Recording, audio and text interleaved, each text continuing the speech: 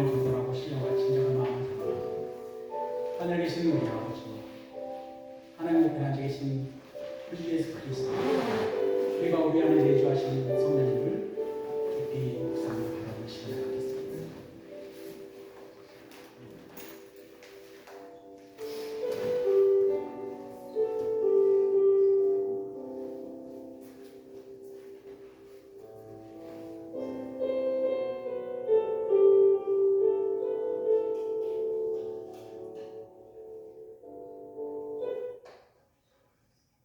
너희는 거룩하라. 이는 나 여호와 너희 하나님이 거룩함이니라. 너희 각 사람은 부모를 경외하고 나에 대한 시기를 지키라. 나는 너희의 하나님 여호와이니라. 아멘. 곤능이 발로 사랑하시는 자녀들을 끝까지 붙들어 주시고 우리들이 이 땅 가운데 그리스도의 부활에 힘입어 성령의 능력 안에서 선한 양심으로 살아가게 하시는 우리 주님께 전심을 다하여 경배와 찬양으로 나아가겠습니다. 하늘의 문을 여소서. 하늘의 문을 여소서. 이곳을 주목하소서. 주를 향한 노래가 꺼지지 않으니 하늘 열고 보소서. 이곳에 임재하소서. 주님을 기다립니다. 기도의 향기가 하늘에 닿으니 주여 임재하여 주소서. 이곳에 오셔서 이곳에 앉으소서. 이곳에서 드리는 예를 받으소서. 주님의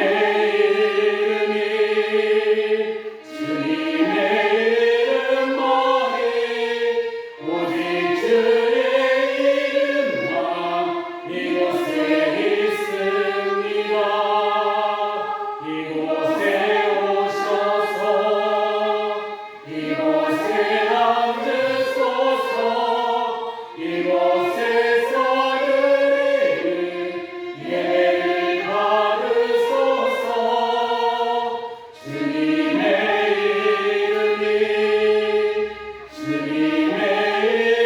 이름만이 오직 주의 이름만 이곳에 있습니다. 고개 들어 주를 맞이해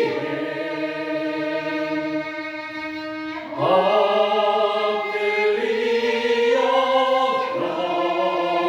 경배하며 찬양.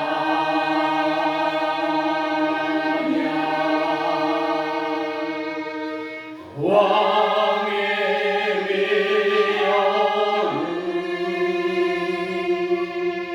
신령과 진정한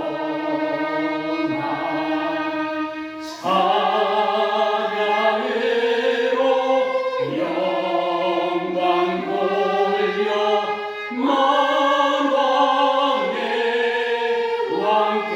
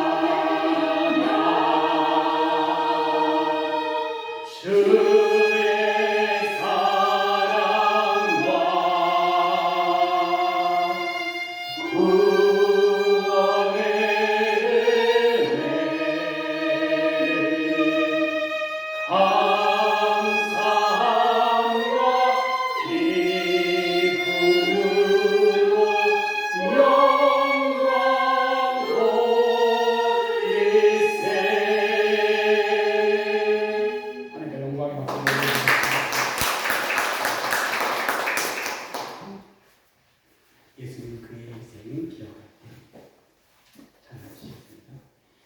예수님 그의 인생 기억할 때 자기 몸 버려 죽으신 주 나 항상 생명 주신 그의 마음에 새겨 봅니다. 마음에 새겨 봅니다. 예수님 그의 인생 기억할 때 자기 몸 버려 죽으신 주 나 항상 생명 주신 그의 마음에 새겨 봅니다. 마음에 새겨 봅니다. 주 달리신 십자가를 내가 볼 때 주님의 자비 내 마음을 겸손케 해 주께 감사하며 내 생명 주께 드리네. 예수님 그의 인생 기억할 때 자기 몸 버려 죽으신 주 나 항상 생명 주신 그의 마음에 새겨 봅니다. 마음에 새겨 봅니다. 주 달리신 십자가를 내가 볼 때 주님의 자비 내 마음을 겸손케 해 주께 감사하며 내 생명 주께 드리네. 주 달리신 십자가를 내가 볼 때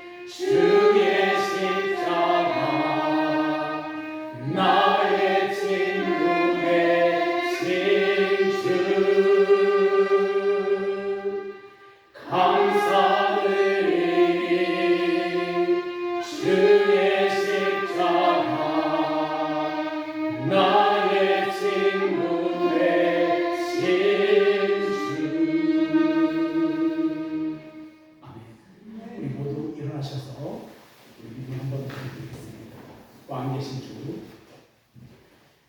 왕 대신 주 사랑합니다.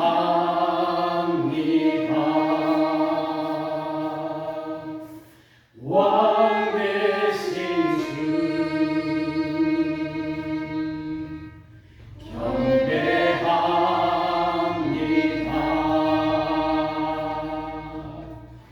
주께 무릎 꿇고 기쁨으로 내 삶을 드리네. 왕 대신 주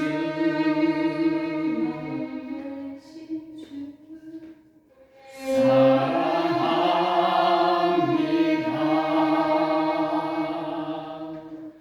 왕 대신 주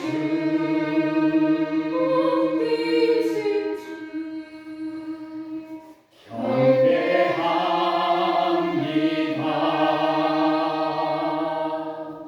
주께 무릎 꿇고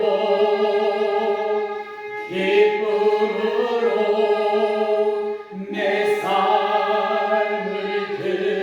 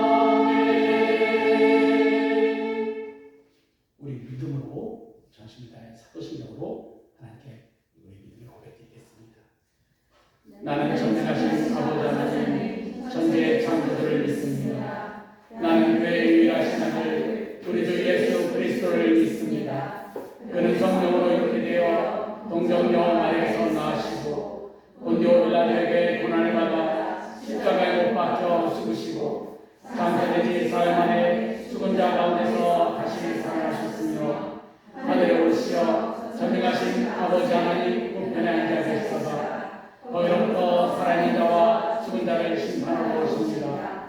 나는 성령을 믿으며 거룩한 공교회와 성도의 구제와 죄를 용서받는 것과 몸의 부활과 영생을 믿습니다. 아멘. 모두 자리에 앉아주십시오. 찬송 10장 찬송을 드리겠습니다.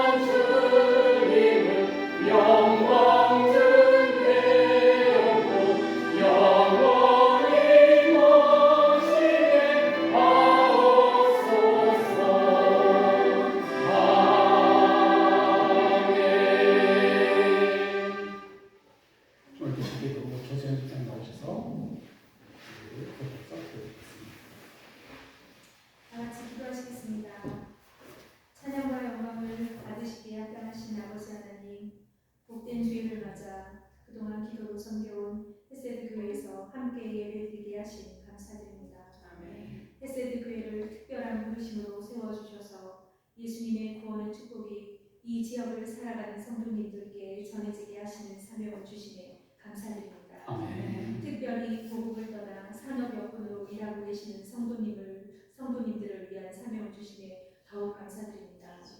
헤세드 교회에 오시는 성도님들이 말씀과 기도로 변화를 받아 구원의 기쁨과 감사로 살아가게 하소서. 아멘. 그리고 예수님을 전하는 귀한 삶을 살아가게 하소서. 아멘. 헤세드 교회를 담당하시는 목사님께 성령의 기름 부으심을 도와사 사랑과 섬김으로 한 사람 한 사람 귀하게 쓰임 받을 수 있도록 돕게 하소서. 아멘. 여기 이렇게 모인 우리 아버지 앞에 나와 예배드리오니 영과 진리로 예배드리며 찬양하게 하소서. 아멘. 말씀을 전하시는 목사님 주님께서 말씀의 능력 더하사 모든 성도들이 그 말씀 깨닫고 주님과 동행하는 삶을 살아가게 하소서. 아멘. 예배의 순서를 주님께 맡기오며 이 모든 말씀 예수님의 이름으로 기도드립니다. 아멘. 교회 소식을 올려드리겠습니다. 오늘 예배에 참석하신 성도님들 예수 그리스도의 이름으로 환영하고 축복합니다. 오늘은 부활절 제 6번째 주일이자 5일 주일입니다. 나머지는 주보를 참조해 주시기 바랍니다. 모두 일어나셔서 오늘 주신 특송 13예성대 성도님 나오셔서 하나님이 부르심이라는 특송을 함께 드리겠습니다.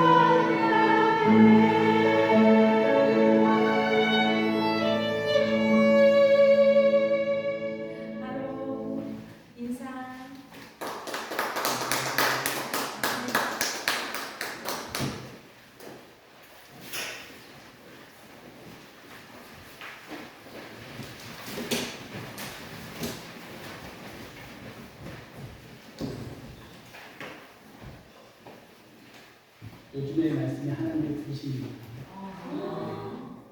부르심 시리즈를 지금 부활의 증인으로서 계속 하고 있는데 오늘도 또한 부르심의 한 방편으로 말씀 전하겠습니다. 곧 일어나셔서 오늘 주신 하나님 말씀을 받으시기 바랍니다. 오늘의 말씀은 베드로전서 3장 13절에서 22절까지의 말씀입니다. 우리 한 절 한 절씩 나누어서 읽고 마지막 절에는 기도하겠습니다. 제가 먼저 기도하겠습니다. 그러므로 여러분이 열심으로 선한 일을 하면 누가 여러분을 해치시겠습니까? 그러나 정의를 위하여 고난을 받으면 여러분은 복이 있습니다. 그들의 위협을 무서워하지 말며 흔들리지 마십시오. 다만 여러분의 마음속에 그리스도를 주님으로 모시고 거룩하게 대하십시오. 여러분이 가진 희망을 설명하여 주기를 바라는 사람에게는 언제나 답변할 수 있게 준비를 해 두십시오. 그러나 온유함과 귀여운 마음으로 답변하십시오. 선한 양심을 가지십시오. 그리하면 그리스도 안에서 하나님은 여러분의 선한 행실을 욕하는 사람들이 여러분을 헐뜯는 그 일로 부러움을 당하게 될 것입니다. 하나님께서 바라시는 뜻이라면 선을 행하다가 고난을 받는 것이 악을 행하다가 고난을 받는 것보다 낫습니다. 그리스도께서 죄를 사하시려고 단 한 번 죽으셨습니다. 곧 의인이 불의한 사람을 위하여 죽으신 것입니다. 그것은 그가 육으로는 죽임을 당하시고 영으로는 살리심을 받으셔서 여러분을 하나님 앞으로 인도하시려는 것입니다. 그는 영으로 옥에 있는 영들에게도 가셔서 선포하셨습니다. 그 영들은 예전에 노아가 방주를 지을 동안에 곧 하나님께서 아직 참고 기다리실 때에 순종하지 않던 자들을 말하는 것입니다. 그 방주에 들어가 그리스도에서 구원받은 사람은 더욱 8사람밖에 없었습니다. 그 문은 지금 여러분을 구원하는 세례를 미리 보여준 것입니다. 세례는 육체의 더러움을 씻어내는 것이 아니라 예수 그리스도의 부활을 힘입어서 선한 양식이 하나님께 응답하는 것입니다. 그리스도께서는 하늘로 가셔서 하나님의 오른쪽에 계시니 전사들과 권세들과 능력이 그에게 복종하고 있습니다. 아멘. 오늘 주신 주님 말씀입니다. 또 앉으시겠습니다.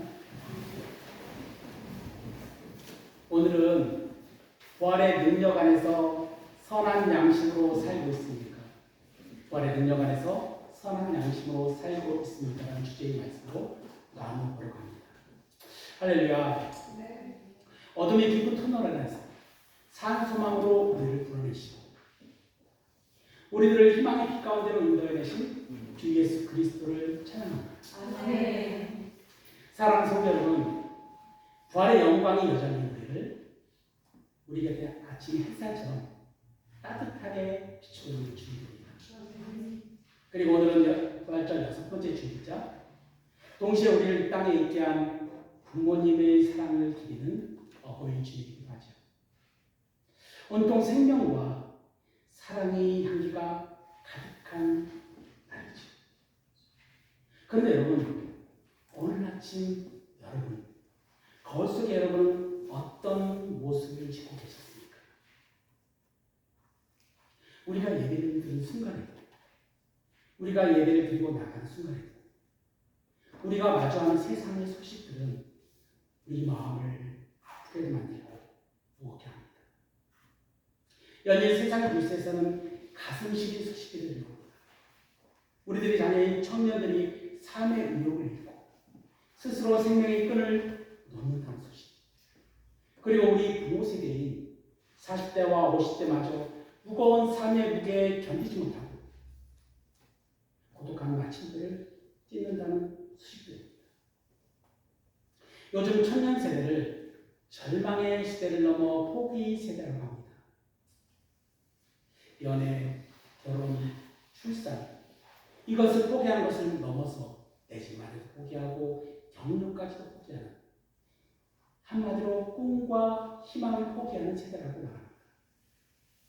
마치 사랑하는 법을 포기하는 것처럼 아이의 웃음소리를 포기하고 급기야 내일이라는 시간 자체를 포기해버린 것처럼 또한 고용 불안과 경제적인 어려움 속에서 미래에 대한 불안과 불신, 현실의 벽에 갇혀버린 우리가 막다른 길에 몰려 행복한 그조차도 점점 낮아지고 있습니다. 특히 오늘 어버이 주일인 오늘 부모 세대의 40, 50대 세대의 사람들도 자살이 질병을 넘어 사망의 이르를 찾아가고 있습니다. 이런 경제적인 이유뿐만 아니라 정신적인 질환인 우울감, 소수의 소외감, 관계의 단절로 인한 부재, 부모로서의 책임 등의 그 압박감 속에서 홀로 고독사의 길을 걷고 걸어가는 것이죠. 어쩌면 경제적인 결핍보다는 더 무서운 것은 내 마음을 알아줄 사람이 아무도 없다는 지독한 소외감과 영적 공허감일 것입니다. 겉으로는 웃으면서 괜찮아 라고 말하고 있지만 그 속에서는 새까맣게 타버린 잿더미와 같습니다. 부활의 영광이 온 세상을 비추고 있는 바로 이 시점에서 세상 사람들은 우리 그리스도인과 교회에게 그를 빤히 쳐다보며 그리고 웃습니다. 당신들이 믿는 예수의 부활이 지금 당장 내일이 삶을 걱정하고 외로움에 몸부림치고 있는 나와 무슨 상관이 있습니까? 당신의 희망은 그저 종교적인 구원이나 아니면 진짜인가? 과연 우리들에게 희망이 있는가? 이때 여러분 어떤 마음을 들고 드십니까? 지난주에 우리는 거룩한 제사장의 직분을 감당하며 살고 계십니까? 라는 주제로 말씀을 나누었고 주님의 그 말씀 앞에 우리는 엎드렸습니다. 또한 주님이 부르심에 따라 우리 모두의 신분증이 왕과 같은 제사장이라는 이 사실과 또한 하나님의 거룩한 백성이라는 정체성을 가지고 이 세상에서 빛이 열린 모든 선함과 의로움과 거룩함의 열매를 맺는 삶으로 살아가고 있음을 믿음으로 고백하였습니다. 이 믿음의 고백에 따라 새롭게 거듭나고 태어난 우리들은 가난하기도처럼 순수하고 신령한 젖을 그리워하는 자들이 되었습니다. 하나님과 세상 사이에 이 끊어진 다리를 잇기 위해 자신의 몸을 비우시고 낮추시고 십자가에 죽기까지 하신 예수님과 한몸된 자들이 되었음을 또한 고백하였죠. 이는 우리가 세상이라는 거친 파도 한복판에 던져진 존재들이지만 우리 영혼에 살아계신 하나님 말씀이 들어와서 우리 안에 부활의 생명과 하나님 나라의 온전한 소망이 꿈틀대고 있는 것을 발견하게 되었습니다. 이것이 바로 믿음이라는 히브리어 그 아만, 그것이 헬라어 아멘이죠. 아만과 이 아만을 번역한 히브리어 에무나의 피스토스를 이것이 전적인 또한 하나님의 은혜인 것을 또한 고백하였습니다. 그런데 베드로 사도는 오늘 한 걸음 더 나아가 우리에게 아주 당혹스러운 질문을 던집니다. 13절 말씀을 보시겠습니다. 여러분이 열심으로 선한 일을 하면 누가 여러분을 해치겠습니까? 이는 일반적인 선한 일이 아니라 온 마음을 다해 열정적으로 선한 일을 하라고 우리에게 권면하고 있다는 것입니다. 이 열심은 헬라어로 제로테스입니다. 잘 알고 계시죠? 열심 당원에 쓸 때 그 제로당이라는 제로테스입니다. 바로 내 신념을 위해서 목숨까지 내놓는 그런 열정으로 선한 일을 하는 것이죠. 우리들은 이 구절을 읽을 때 아마 여러분 중에 몇몇은 고개를 저으고 있을지도 모릅니다. 목사님, 현실은 정반대입니다. 교회 다니면서 정직하게 살려고 하는 세상 사람은 우리를 바보 취급합니다.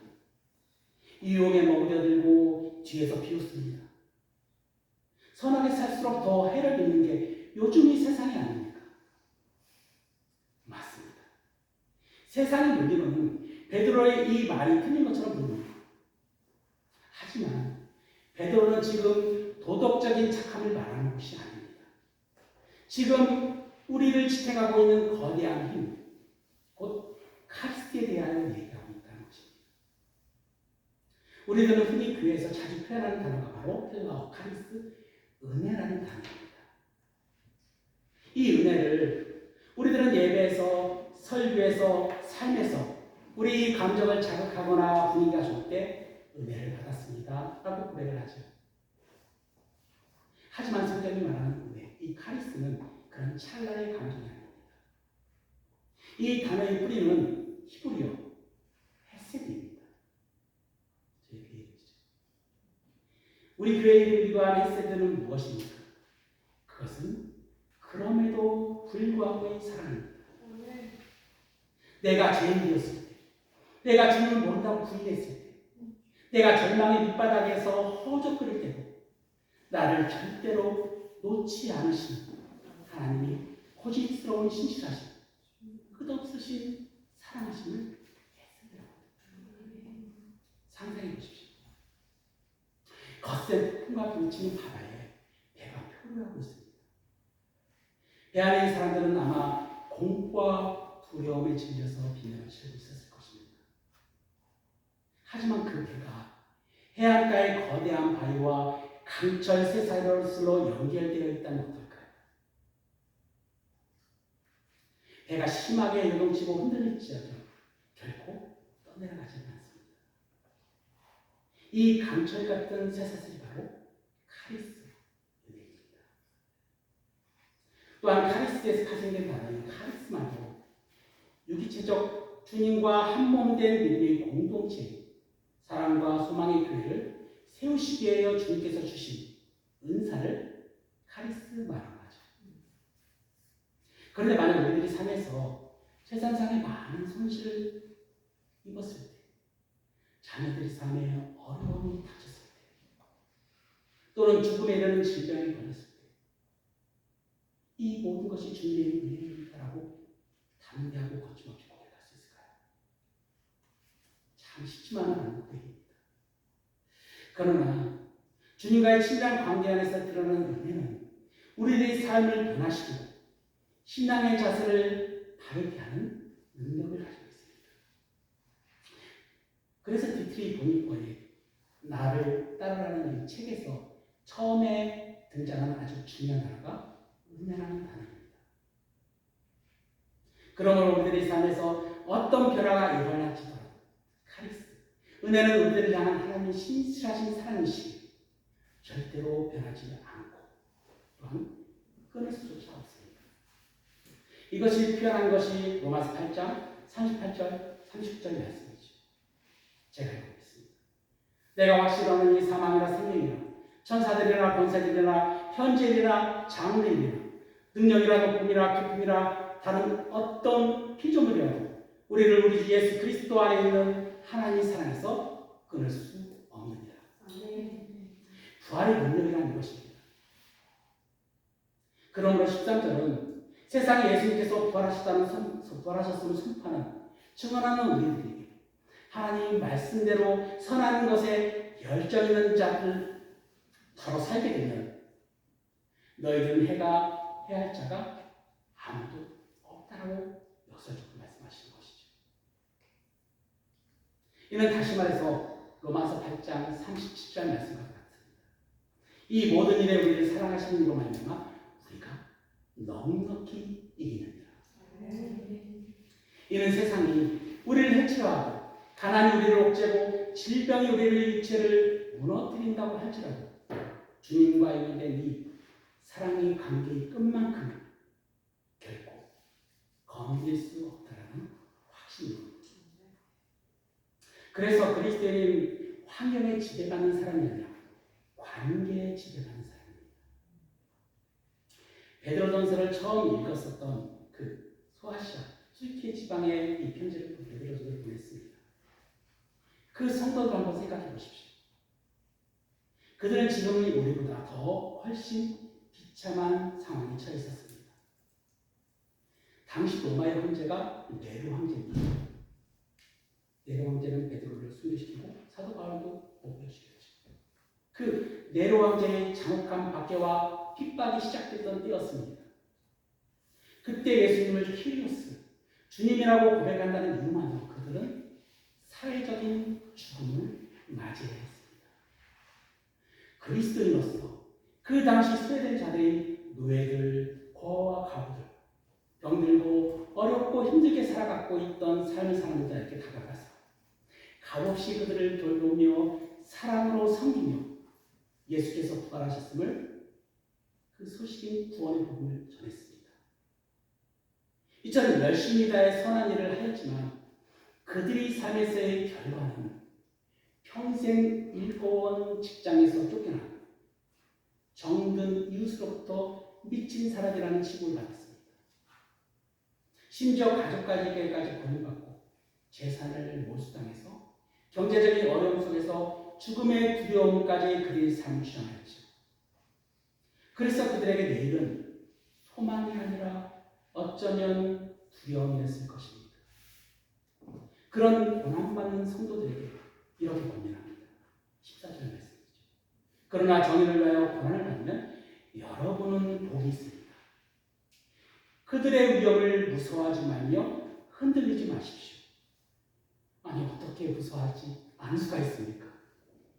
어떻게 메마른 것이 복이 될 수 있을까요? 아니 사자밥에서 죽는 것이 어찌 복이 있다라고 말할 수가 있습니까? 이는 먼저 하나님께서 그들에게 이 헤세드의 사랑, 카리스라는 은혜를 베푸셨기 때문입니다. 바로 로마서 5장 8절 말씀. 우리가 아직 죄인이 있을 때 그리스도께서 우리를 위하여 죽으시며 하나님께서 우리에 대한 자기에 대한 사랑을 확증하셨느니라. 그 증거가 바로 십자가예요. 그 증거가 바로 부활하시고 우리 안에 임하신 또 다른 보혜사인 파라클레토스 성령님이십니다. 그들은 부활의 눈을 가졌습니다. 죽음이 끝이 아니라 영원한 하나님 나라의 시작임을 보았습니다. 그들 곁에는 보혜사 성령님, 즉 우리를 부연화하시고 이루하시는 파라클레토스가 함께 계셨습니다. 주님의 눈은 고통받는 너희들을 굽어보시고 그들의 작은 심에도 귀를 기울이고 계셨던 것입니다. 이것이 13절 말씀이 전에 10절 말씀이죠. 그래서 그들은 박해 속에서도 소외된 고아와 과부를 돌보았습니다. 자신들은 배고프면서 더 배고픈 자들에게 빵을 나누어 주었습니다. 세상 사람들은 이해할 수가 없었지. 도대체 저 사람들을 움직이고 있는 힘은 무엇일까? 바로 그들의 삶을 통해 부활하신 예수님이 세상 밖으로 드러나기 시작하였습니다. 여기서 우리 베드로는 우리들에게도 선함을 권면합니다. 이 선함은 헬라어로 아가토스라고 합니다. 보통 겉으로 보기에 아름답고 훌륭하고 창세기 말씀에 이 사람을 지었을 때 하나님이 이르시되 우리 형상에 따라 우리의 모양에 따라 모양대로 우리가 사람을 만들고 해서 이 형상과 모양이 보시기에 좋았더라 말씀하신 토부가 이 선함입니다. 헬라어로는 이 하나님의 모양으로 선함을 칼로스라고 합니다. 그런데 이 아가로스는 하나님의 형상으로서의 그 사람의 중심으로부터 우러나는 본질적인 선함을 말하고 있습니다. 그래서 우리들은 사람 앞에 안에 있는 빛을 발견하게 된 것입니다. 하나님께서는 사람을 창조하시고 보시기에 좋았던 토부 메오드라고 말씀하셨을 때 그 토부가 선함입니다. 주님은 오늘 우리에게 묻고 계십니다. 너희는 세상의 거친 풍파 속에서 내 성품을 담은 그 본질적인 선함, 즉 선한 당신을 지키고 있다. 잠시 구약의 시대를 거슬러 올라가 보겠습니다.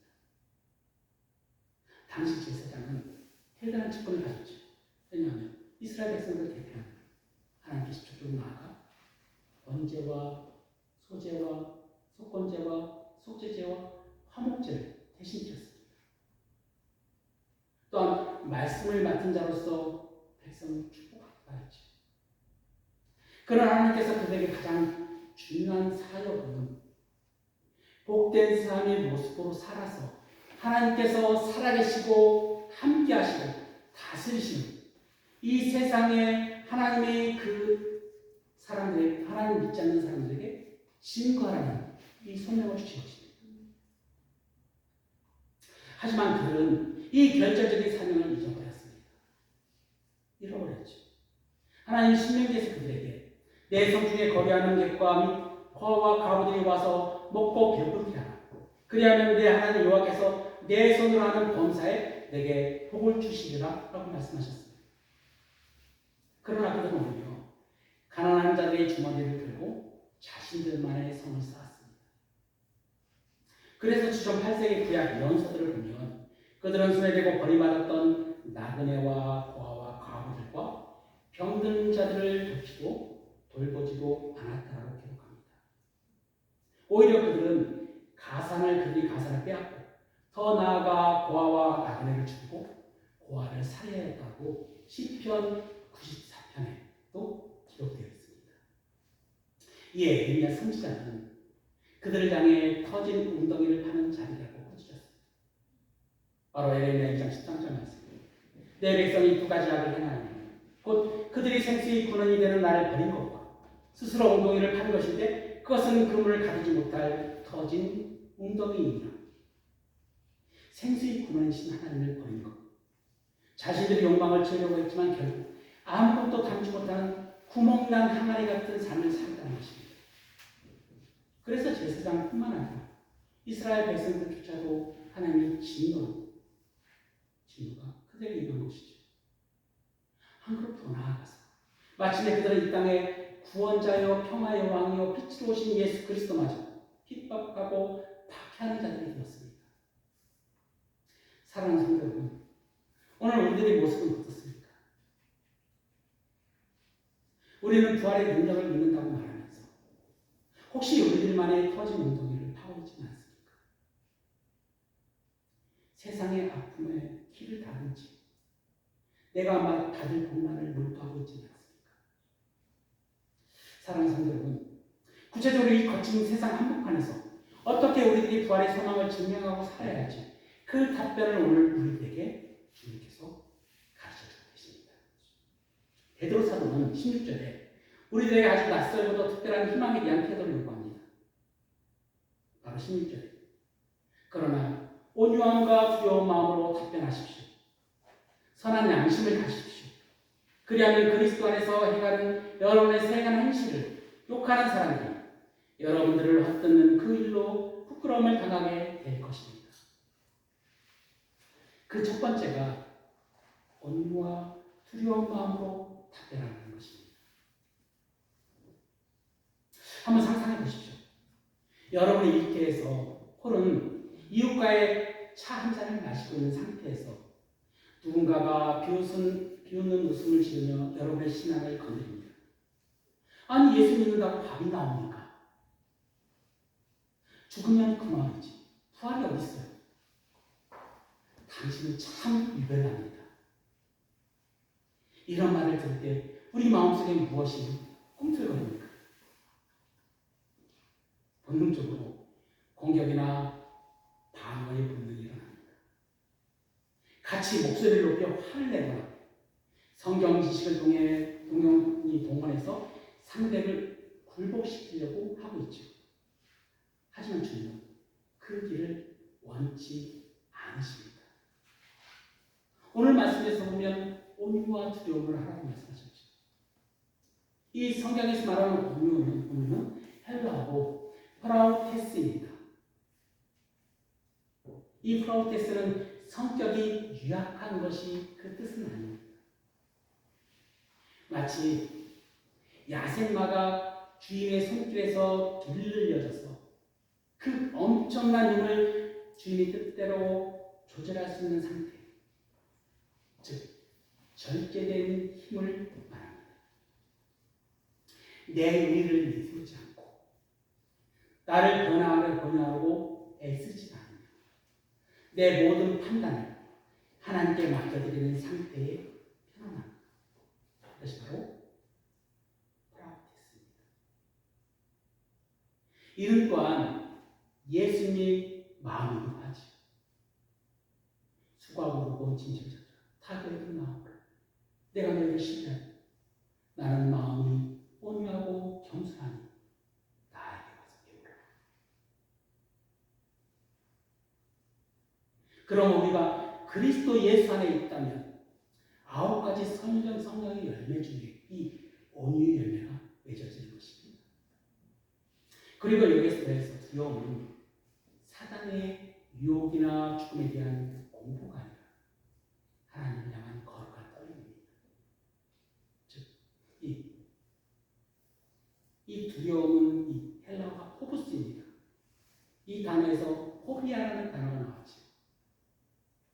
바로 하나님을 향한 경외함, 심판주이신 주님을 향한 두렵고 떨리는 마음입니다. 그래서 사도 바울도 빌립보서 성도들에게 항상 걱정하여 두렵고 떨림으로 너희 구원을 이루라고 이렇게 권면하시죠. 또한 이 두려움도 포부스로 쓰여졌습니다. 그러므로 사단이 지배하는 이 적대적인 세상에서 우리들의 신앙에 도전을 받을 때 거칠거나 오만하게 반응하지 말고 오히려 상대방을 존경하고 높이는 겸손한 마음, 하나님을 두려워하는 경외하는 마음을 가지고 복음의 진리에 대하여 침착하게 성령께서 그들을 설득할 수 있도록 맡겨진 마음을 답변하는 말씀입니다. 이 말은 우리에게도 도전이 됩니다. 한국이라는 사회에서 그리스도 신앙과 교회를 바라보시는 사람 마냥 없지만은 않습니다. 오히려 교회를 걱정하고 교회가 다시금 정글해지어야 한다고 염려를 하죠. 또한 세상은 때때로 우리에게 곤란한 질문을 던집니다. 예수 이전에 옛날 사람이나 예수님을 듣지 못한 사람들은 다 지옥에 가느냐라고 말이죠. 그럴 때 우리는 오만하게 심판과 노릇을 할 필요가 없습니다. 하나님 태초에 인간을 만드셨을 때 그 마음 깊은 곳에 양심이라는 최초의 도덕법을 내주셨습니다. 인간을 향한 하나님의 사랑하심의 마음을 인간의 마음 가장 깊은 곳에 심어두셨다는 것입니다. 이것을 감리교에서 교리적으로 선행응총이라고 말합니다. 바로 하나님께서 최초로 사람들에게 주신 양심대로 살아가는 자들은 그것이 그들에게 율법이 된다는 말씀이죠. 이 양심은 헬라어로 시네이 데시스라고 합니다. 하나님께서 주신 도덕적, 윤리적 속성으로 내적으로 의식하는 것을 의미합니다. 그래서 보통 우리가 양심이 찔린다는 표현을 하죠. 그러나 점차 양심이라는 이 시네이 데시스는 점차 사라져버리는 것처럼 느껴집니다. 양심이 없는 것처럼 느껴지죠. 이런 시대에 그리스도인들이 가진 소망, 이 부활의 소망을 가진 부활하신 예수님을 믿지 못하는 그들에게 온유와 경외의 자세로 대답을 주의한다는 것은 참 쉽지만은 않습니다. 그래서 오히려 복음에 대하여 변호할 때 강하게 말하거나 공격적으로 그들을 대하고 아니면 반대로 침묵해버립니다. 그러나 오늘 베드로는 두 가지 모두가 잘못된 소망의 자세라고 우리들에게 말하고 있습니다. 이 선한 양심은 우리가 물과 성령으로 거듭날 때 우리 안에 성령께서 들어오셔서 주시는 마음이죠. 그래서 희망은 믿음과 같은 말입니다. 믿음은 바라는 것들이 실상입니다. 보이지 않는 것들의 증거입니다. 그래서 믿음에는 예수 그리스도의 마음인 온유함과 겸손함이 담겨진 것이죠. 그러면서 여러분, 우리는 우리를 비난하는 자를 굴복시켜야 할 원수로 보지 마시고 오히려 그들을 존중하고 침착하게 성령께서 그들의 마음을 설득할 수 있도록 자리를 내어드리십시오. 우리가 예수님의 온유함을 품고 낮아진 마음으로 답할 때 우리를 흔들고 있는 이들은 우리들이 놀기에 지는 것이 아니라 우리가 가진 그 깊은 평안 앞에 스스로 부끄러움을 느낄 것입니다. 그것이 바로 부활하신 주님을 주인으로 모신 자만이 보여줄 수 있는 거룩한 품격입니다. 두 번째는 우리 그리스도인이 가진 희망에는 아주 단단하고 확실한 근거가 있습니다. 그것은 누군가가 지어낸 이야기가 아니라 예수 그리스도께서 하나님과 원수되었던 모든 인류의 죄를 대신하여 십자가에서 들이신 단 한 번의 희생이시자 부활하신 것입니다. 오늘 본문 19절과 18절과 19절에 놀라운 장면을 보사합니다. 주님께서는 육으로는 죽음을 당하셨지만 영으로는 살리심을 받아 심지어 옥에 갇힌 영들에게까지 가셔서 승리를 선포하셨다는 소식입니다. 여러분 잘 아시는 마태복음의 증언 한번 떠올려 보십시오. 예수님께서 십자가에서 떠나시던 마지막 숨을 거두시던 그때 성전의 휘장은 위에서부터 아래로 찢어졌으며 땅이 흔들리고 바위가 터지며 잠자는 성도들이 무덤에서 성도들이 무덤을 열렸습니다. 이것은 무엇을 말해줄까요? 이제 죽음은 더 이상 왕노로 타지 못한다는 선포입니다. 주님은 산자뿐만 아니라 이미 죽음의 그늘에 갇힌 자들에게 되고 유일한 심판주의자 구세주가 되셨다는 선언이죠. 그러나 아직 예수님이 다시 오시기 전까지는 사망은 여전히 우리를 주장하고 있습니다. 그래서 세상 사람들은 죽음이라는 두려움에 빠지든지 아니면 죽음을 저 뒤편에 던져버리고 마치 없는 것처럼 여깁니다. 그러다 죽음이라는 것이 갑자기 자신이 바로 앞에 덮쳤습니다. 모든 희망을 상실한 것처럼 여겨지고 절망과 두려움에 빠져버립니다. 이에 정신과 의사이자 죽음학의 대가인 퀴블러 로스가 쓴 죽음의 감이라는 책에서 죽음에 앞둔 사람들의 반응에 대하여 5가지 단계로 설명하였습니다. 그럼 전체적으로 설명하지 않고요. 그 단계가 무엇인지 말씀드리겠습니다. 바로 거부와 부정과 고립, 분노, 타협과 우울, 그리고 수능이 단계입니다. 이를 가장 잘 표현한 소설이 톨스토이가 쓴 이반 일리치의 죽음입니다. 러시아 배우노인 톨스토이가 쓴 소설에 잠시 한번 들어볼까요?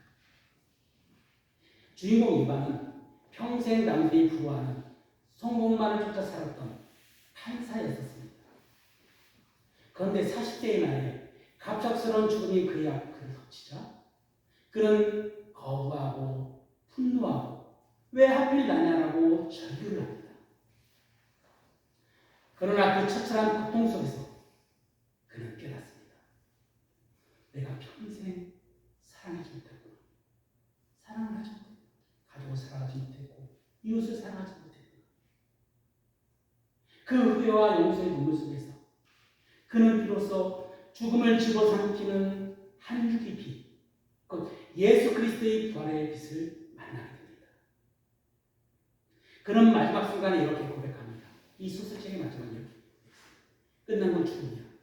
이제 죽음은 나에게서 존재하지 않아. 이 소설은 톨스토이가 자신의 아내인 생일날에 생일 선물로 준 책입니다. 그래서 생각하기로는 아내의 이 책을 선물했을 때 이렇게 말하고 싶었을 것입니다. 여보, 죽음은 마침표가 아니라 새로운 문이라고. 세상은 희망을 가지라고 말합니다. 그런데 여러분, 세상에 말하는 희망은 막연한 낙관이나 뜬구름 잡는 소리일 때가 참 많습니다. 그러나 우리들의 희망은 십자가라는 처참한 고통을 뚫고 나온 햇새, 즉 하나님이 끊어낼 수 없는 사랑의 뿌리를 두고 있습니다. 이 근거가 있는 희망이 오늘 여러분의 그 마음, 믿음에 붙들고 있는 믿음이시길 예수 그리스도의 이름으로 축원합니다. 세 번째로 주님은 우리에게 이 소망의 진짜라는 표정을 주셨습니다. 바로 세례입니다. 지금 우리는 노아의 시대를 살고 있습니다. 그런데 베드로 사도는 노아의 방주 사건을 꺼내어 물의 의미를 다시 들려줍니다. 온 세상이 심판에 물이 잠겼을 때 방주에 탄 8명은 그 물을 통해 구원을 얻었습니다. 그 사건이 오늘날 우리에게 이 세십자가 받는 세례를 미리 보여준다는 것입니다. 여러분, 세례는 단순히 목회자가 머리에 물 적시고 하는 종교적인 예식은 아니라는 걸 알고 계시죠? 바로 내가 그리스도와 함께 십자가에 못 박혀 죽었다는 믿음의 고백입니다. 그리고 다시 내 안에 그리스도께서 사십니다. 부활의 증인된 믿음의 고백이죠. 바로 나의 옛사람, 즉 욕심과 두려움에 찌들어 있던 과거의 내가 예수님과 함께 십자가에 완전히 죽었다는 공적인 선물인 것입니다. 그리고 물 위에서 일어날 때 부활하신 주님과 연합하여 이제는 내 안에 사는 양심, 하나님을 향한 응답하며 살아가는 생명의 새로운 시작이라는 의미가 되죠. 그런데 주님은 누가복음에서 탄식하셨습니다. 인자가 올 때 세상의 믿음을 보겠느냐. 참된 믿음을 찾고 있는 이 시대에 세례를 받은 우리는 결코 홀로 걷지 않습니다. 초대교회 성도들은 박해를 피해 잘 알고 계시던 지하문자인 카타콤에서 예배를 드렸습니다. 바로 산자와 죽은 자가 한 공간에서 한 몸된 믿음의 공동체로서 부활을 노래했습니다. 우리 또한 시공간을 초월해 그리스도와 한 몸된 공동체 안에서 그 영광을 함께 나눕니다. 그것이 바로 성찬입니다. 이 소망은 죽어서 가는 미래의 티켓이 아닙니다. 오늘 지금 바로 이 자리에서 우리가 누리는 생생한 현실입니다. 나는 주님의 것입니다. 나는 이 고백이 내 자신의 고백과 우리는 주님 안에서 한 몸입니다. 라는 공동체의 응답이 만나는 그 자리가 바로 부활의 능력이 춤추는 현장이라는 것이죠. 세례받은 여러분의 삶 자체가 이미 예수님의 죽으심과 연합하여 부활의 징표가 되었음을 믿으시기 바랍니다. 사랑하는 성도 여러분, 이제 말씀을 정리하려고 합니다. 오늘 우리가 사는 한국 사회는 그 어느 때보다도 희망에 목말라 하고 있습니다. 막막한 미래 앞에 서 있는 청년들, 삶의 무게에 밀려 홀로 고독을 삭히고 있는 부모 세대들, 그들에게 필요한 것은 세련된 신학 이론이 아닙니다. 그들의 떨리는 목소리를 들어주는 한 사람, 선한 양심을 가지고 진심으로 사랑의 손을 내밀고 있는 그리스도인의 삶 그 자체를 그들은 원하고 있습니다. 진정한 부흥은 우리가 대단한 일을 해서 오는 것이 아닙니다. 우리 그리스도인들이 잃어버린 선한 양심을 회복하고 우리 안에 계신 부활하신 예수, 생명의 복음이 빛을 비출 때 비로소 시작됩니다. 오늘 베드로 사도는 우리에게 세 가지 약속하며 권면을 하죠. 첫째는 자세입니다. 세상에 가치 붙인 말 앞에서도 주님을 향한 온유함과 겸손함으로 그들을 대하십시오. 둘째는 근거입니다. 흔들리는 세상의 가치가 아니라 십자가와 부활이라는 변치 않은 은혜, 카리스 위에 굳건하게 서십시오. 세 번째는 표징입니다. 세례받는 자답게 부활의 영광을 내일로 미루지 말고 오늘 여기서 누리십시오. 세상은 여러분이 평안을 시기하며 부를 것입니다. 이 절망적인 상황에서 당신은 어떻게 그렇게 행복할 수가 있습니까? 그때 여러분의 대답은 소박하고 강력해야 합니다. 내 안에 그리스도께서 사시기 때문입니다. 이제 담대히 거침없이 세상으로 걸어나가십시오. 우리를 위해 십자가에서 단번에 죽으시고 사망 권세를 이기신 주님, 지금 하나님 우편에 앉으셔서 우리들을 위해 충고하게 계시는 예수 그리스도를 바라보십시오. 온 세상의 권세들이 그분 무릎 앞에 무릎 꿇고 있습니다. 고난이 온다 해도 주눅들지 마십시오. 세상에 희망이 없다고 탄식할 때 여러분 안에 꿈틀대고 있는 부활의 생명을 보여주십시오.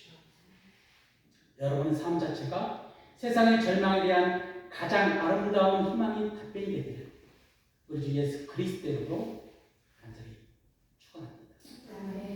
또 이제 우리 이제 들은 말씀을 붙들고 한번 기도하겠습니다. 세 가지 기도 제목을 놓고 3분간 주님께 간절히 부르짖기를 원합니다. 첫 번째는 주님의 말씀 안에 항상 머물게 하시고 세상 앞에 온유와 경외의 자세로 서게 하소서. 흔들리는 세상의 가치가 아니라 십자가와 부활이라는 변치 않은 은혜에 굳건히 세게 서게 하소서. 주님의 가정들을 축복하시고 부모와 자녀들이 부활의 생명 안에서 하나 되게 하소서. 우리 주님의 이름을 크게 한번 부르신 후에 통성으로 나아가겠습니다. 주여, 살아계신 하나님 아버지, 오늘 우리 베드로 사도의 말씀에 따라서 주님 세 가지를 붙들고 주님 앞에 섰습니다. 우리의 소망의 이유를 또 함께 닦으셨습니다. 그 말씀을 통해 주님 세상에 나가 부활하신 예수 그리스도를 삶으로 증명하는 열심을 다한 사랑 그만을 드러내게 하여 주옵소서. 그래 역사하신 주님을 더욱더 드러내는 우리들의 삶이 되게 하여 주옵소서. 주님 우리는 열악습니다. 세상의 조롱과 시련 앞에 때때로 침묵하고 때때로 분노했습니다. 오늘 우리를 불쌍히 하여 주시옵소서. 이제 우리 마음의 중심에 부활하신 주님을 거룩하게 모시기를 원합니다. 세상이 우리에게 소망의 은혜를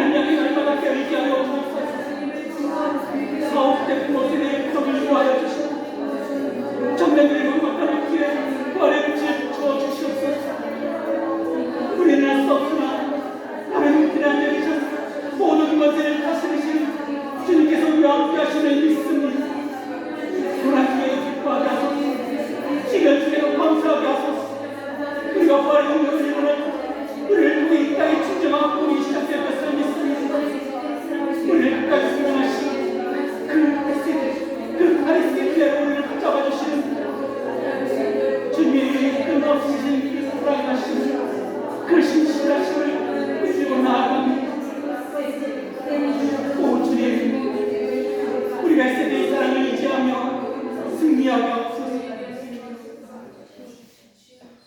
오늘 이것에 함께 예배드리는 13여성의 성도들을 주님께서 친히 손에 얹으셔서 축복하소서. 성도들의 가정의 축복이 통로가 되게 하여 주시고 성도들의 일조가 부활의 생명이 싹트는 거룩한 성도가 되게 하여 주옵소서. 13교회 여성교회 성도들과 자녀들 부활의 생명 안에서 하나 되고 믿음의 가문으로 세워가게 하옵소서. 저희들이 기도를 들으시고 이 기도대로 역사하실 주님께 감사를 드립니다. 우리 안에 임하신 성령님께서 또한 우리를 항상 위로하시고 보살피시고 희망의 노래를 부를 수 있도록 우리 마음을 주장하셨습니다. 그리하 우리 주님, 믿음의 창시자, 믿음의 마침자이신 예수 그리스도를 항상 바라보는 저희 모두가 되게 하여 주옵소서. 우리 안에 성령을 임하신 예수 그리스도의 이름으로 간절히 기도드립니다. 아멘. 찬양 292장 찬양을 드리시는데 헌금 기도를 드리겠습니다.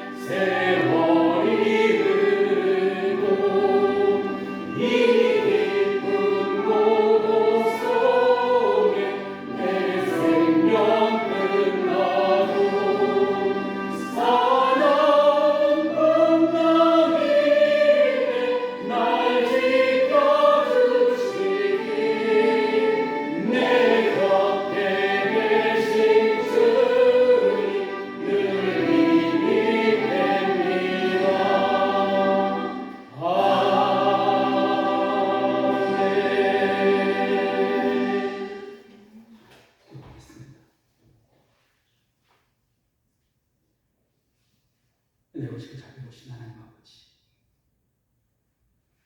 우리 모든 생명과 호흡이시 그리고 우리가 드리는 모든 것이 주님의 카리스, 즉 값없는 은혜임을 고백합니다. 십자가에서 단번에 자신을 내어주신 그 크신 사랑에 감사합니다. 우리의 마음과 정성을 거들하여 예물을 드립니다. 주님, 우리가 드리는 예물이 세상에 터진 공동의 여운에 쓰이지 않게 하시고 생명의 근원이 되시는 주님의 복음을 전하는 곳에 귀하게 쓰임받게 하옵소서. 물질과 함께 우리의 삶 전부를 주님께 드립니다. 우리 사는 양심이 주님께 응답되게 하시고 소외된 이웃과 고통받는 다음 세대들 주님의 사랑을 흘려보내는 축복의 통로가 되게 하옵소서.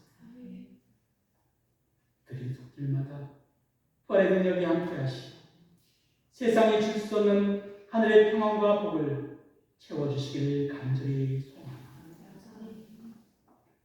특히 13조 성교의 모든 성도들 그 삶 가운데 진정으로 주님 말씀 안에 머물게 하시고 그 말씀이 능력이 되게 하시고 그 말씀이 생명이 되게 하여 주옵소서. 우리를 위해 천부를 내어주신 우리 주 예수 그리스도의 이름으로 기도드립니다. 아멘. 모두 일어나셔서 635장 찬양을 드리신 후에 찬양을 하시겠습니다.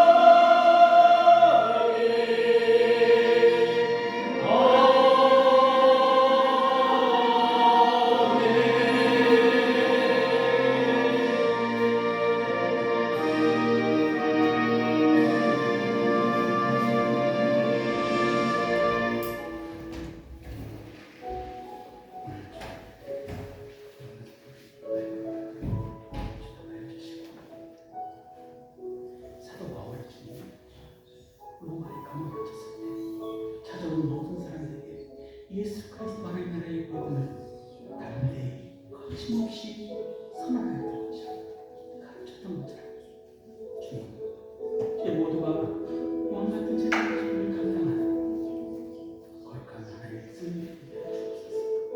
그 신분증을 가지고 그 정체성을 가지고 세상에 희망을 전하는 희망의 전달자가 되게 하여 주시고 그 가운데 주님께서 임재하셔서 생명으로 역사해 주옵소서. 그래 주님 그들이 발걸음 위에 능력으로 역사해 주시고 하나님의 번능으로 함께 하여 주옵소서. 그래 하실 주님께 감사드립니다. 예수 그리스도의 이름으로 기도드립니다.